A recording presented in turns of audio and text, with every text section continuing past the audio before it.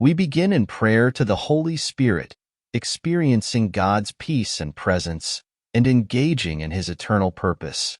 Emphasizing scriptural foundations from John chapter 6 verse 68b, Hebrews, and 1 John. The discussion highlights the importance of the Holy Spirit and the written word for spiritual growth. The session underscores the role of apostolic ministry and the fulfilled biblical prophecies, particularly from Ezekiel, and achieving spiritual maturity.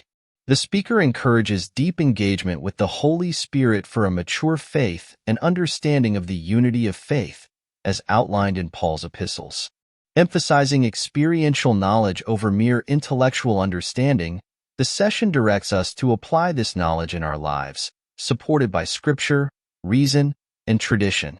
Through exhortations and encouragement, we move forward, confident in the knowledge of God's residence within, living our lives in the full assurance of faith.